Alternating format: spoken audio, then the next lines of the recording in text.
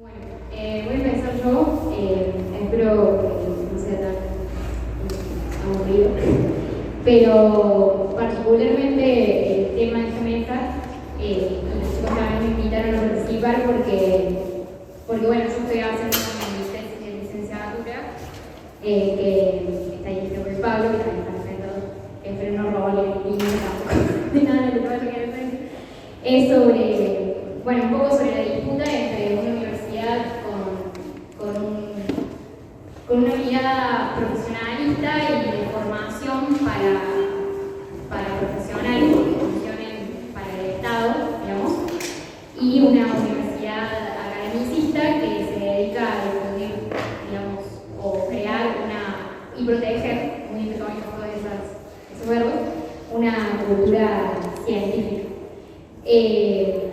Me voy a poner bastante histórico porque básicamente me parece que está bueno para reflexionarlo, porque como decía el Val, hay toda una mirada distante entre las universidades y el peronismo. Hay una frase que a mí me gusta repetir mucho, que es polémica, pero que nos hace pensar también, que es que las universidades son al radicalismo lo que los sindicatos al peronismo. Y eso tiene que ver también con que la figura de Perón en su momento quedó muy supeditada y muy ligada al golpe del 43 del Grupo de Oficiales Unidos. Él también lo quiso así, digamos, él elige asumir cuando él es electo democráticamente el día del aniversario del golpe, pone una fecha para como rememorar la revolución y retoma muchas cosas de esos liderazgos, más allá de que él obviamente estaba en oposición y él creía construir otra legitimidad, que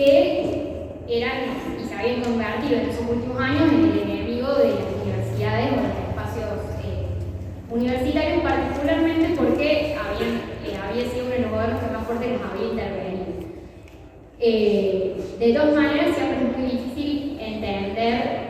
la reacción directa de por qué justo cuando asume Perón, digamos, que él retoma esas intervenciones. O sea, como gobierno democrático no las da de baja y llama a que las universidades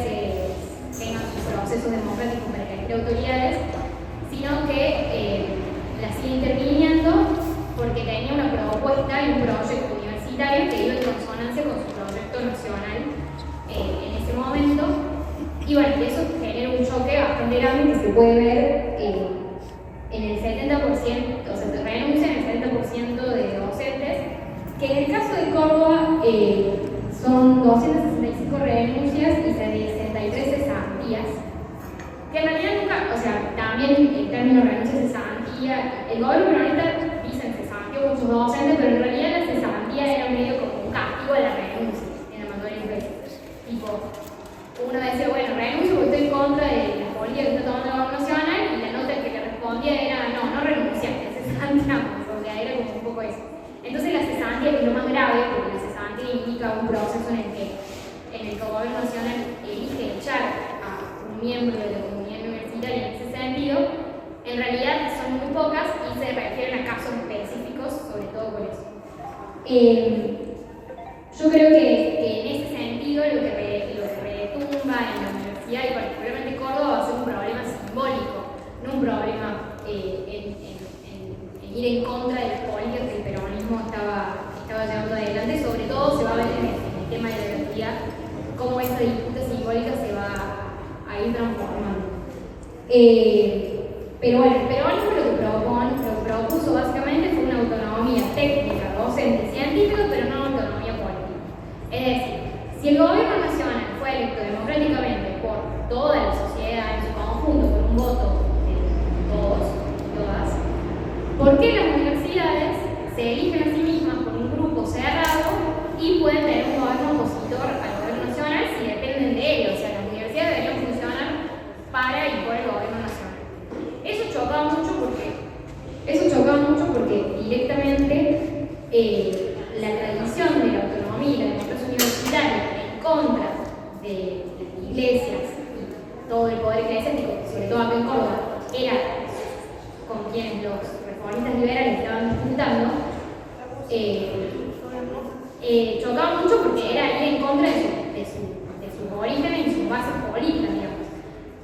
Sin ir más lejos, la primera ley universitaria que Perón aprueba, que es la ley Guardo, dice que bueno, los docentes y los rectores o dirigentes de la universidad van a ser elegidos directamente por el Poder Ejecutivo, o sea, no se van a elegir internamente en las universidades, y que va a haber participación estudiantil, pero no por agrupaciones políticas, sino por los mejores promedios. Es decir, que los estudiantes que mejores promedios tenían son los que pueden participar en los órganos de gobierno con voz y sin voto. Eso obviamente chocó un montón con los reformistas,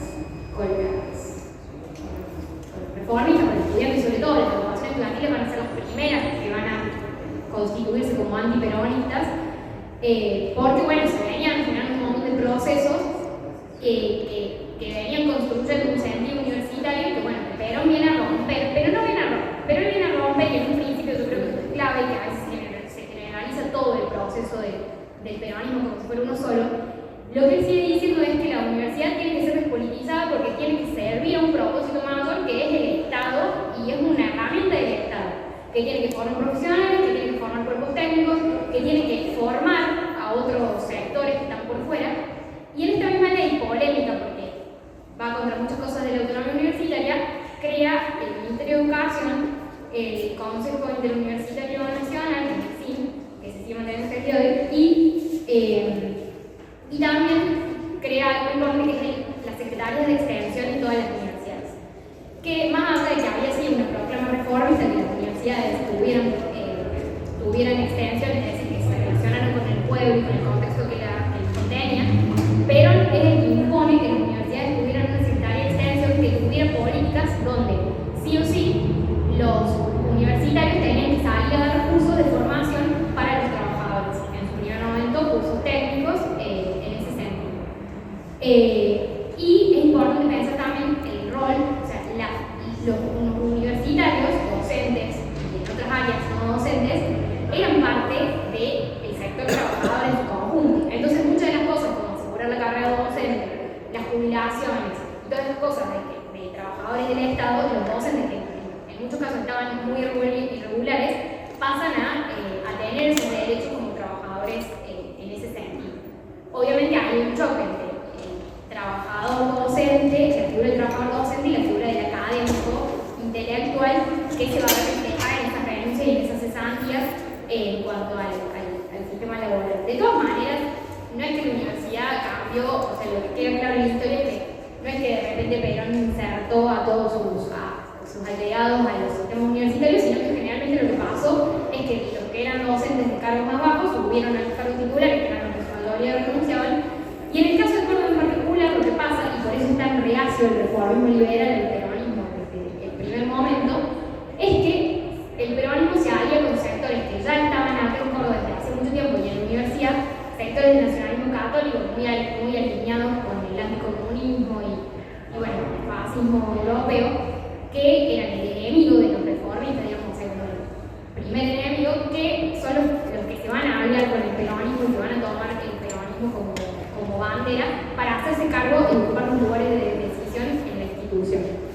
Ese mismo catolicismo conservador, nacionalista,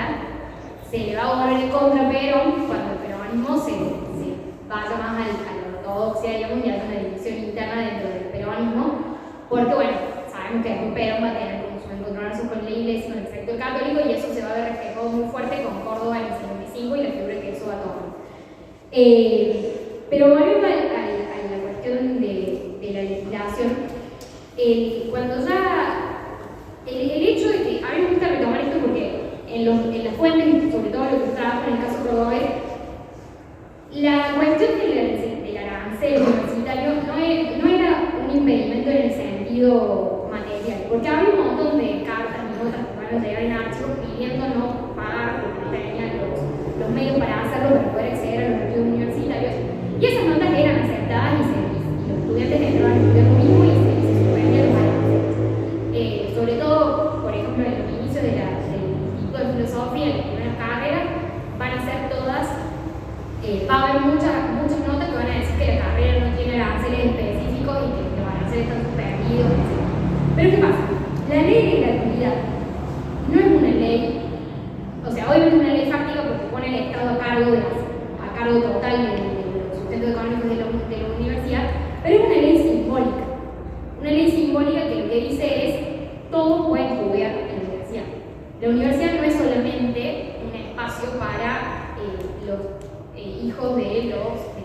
alta, no es un espacio solamente para académicos, no es un espacio solamente para la élite de ese momento. La universidad es de todos. Y esa ley es simbólica en ese sentido porque lo que dice es todos pueden acceder. Y eso se ve claramente con que antes no era un problema si no tenías los medios, podías presentar las notas para no pagar, pero después de esta ley va a suceder el verdadero aumento en términos de matrícula que se va a ver reflejado con pasar de 70.000 estudiantes en el 46 a 140.000 en el 55. O sea, un aumento proporcionalmente muy visible que va a ser en ese sentido. Es como Perón sabía que las universidades eran propulsoras del espacio donde se iba a generar el conocimiento y donde se tenían que generar las identidades y las políticas nacionales para que el país dejara de ser dependiente de otros, para que fuera un país con producción propia y un país que se pudiera sustentar más allá de otros países. Y para hacer eso había que llevar esas universidades a la masividad. Entonces la ley es simbólica del peronismo diciendo entren acá porque acá es donde estos son los espacios que debemos conquistar para salir de la cuestión de la dependencia económica. Después, ya 48, 49, 50, el peronismo va a virar un poco porque se va a dar cuenta de que su mayor oposición se encuentra en las universidades y lo que va a intentar hacer es peronizar las universidades. Y ahí es cuando empieza a chocar, porque es cuando empieza directamente a pelearse ideológicamente con los sectores que estaban en esos espacios. Porque a pesar de que ingresan muchos estudiantes, hay que decir que la universidad no cumplió un factor, si te un análisis con el diario del lunes, peronizador, muy poco, o sea, no es cierto eso. Y en ese sentido, no es el mismo que tuvo Perón con los sindicatos y con la Asociación de Trabajadores por su figura. En ese sentido, también hubo un intento, como se mantiene entendido de hoy, de parte del peronismo, de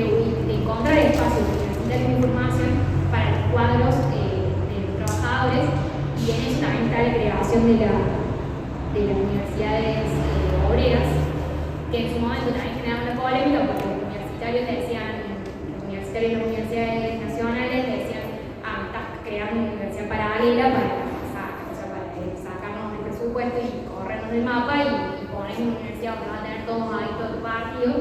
Entonces siempre se ve esa tensión política sobre todo transversalmente ideológica que viene de otras bases, no es puntualmente aparece el peronismo y de repente hay antiperonismo, sino que viene de disputas políticas anteriores, que de todas maneras se van a ver, o sea, van a pensar de que los estudiantes van a ser el caballito de batalla y lo digo con mucho pesar,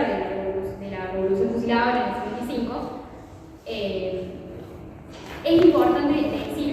que esos mismos estudiantes van a agarrar las conquistas del peronismo, sobre todo la del acceso irrestricto, la de los cursos de formación, los secretarios de extensión, la ley de actividad, la profesionalización, la garantía del título, un montón de cosas en general, que esos mismos estudiantes van a apropiarse como derechos conquistados propios, que no es que van a retroceder, digamos. Va a haber como en la disputa política, pero en términos de las políticas va a haber más acuerdo que desacuerdo. Y bueno, y obviamente es eso, es pensar que las reestructuraciones locales dentro de la universidad, particularmente en Córdoba, obviamente se van acomodando a los propios intereses. Entonces, no es tanto que la universidad siempre estuvo en contra del peronismo, sino que había sectores a los que convenía estar a favor, en contra, que se iban amoldando, depende de los contextos. Pero bueno, en ese sentido, el rol del peronismo para con las universidades siempre era pensando en la universidad como una herramienta del Estado, no como un lugar de formación política y donde se veía que había una oposición constante. También eso para decir. Pero bueno, me parece que más o menos. Ahora, este dato me parece muy piola para ejemplificar, que es que con el peronismo no va a molestar tanto a la interna de las universidades el retorno a lo eclesiástico, porque hay un retorno a lo eclesiástico, porque bueno, la ley 1420, que la necesidad de la educación que había hecho Roca, digamos, bueno, en el peronismo como que hay un retroceso y se vuelve como la idea de la educación cristiana en las escuelas también. No les molesta tanto el lado eclesiástico y el retorno al eclesiástico, sino que les molesta más el revisionismo de la identidad nacionalista de lo que es la identidad del peronismo. O sea, hay una cita que dice: les molestaba más que pusieran un cuadro de rosas en el despacho del decano a que hubiera una cruz colgada en toda la aula. Entonces ahí está un poco para pensar eso también, porque bueno, estos antiperonismos se fundan sobre las bases de un liberalismo que estaba muy incluido en las políticas internacionales, en las cuales nuestro país se encontraba polémicamente posicionado, si se puede decir. Pero bueno, eso.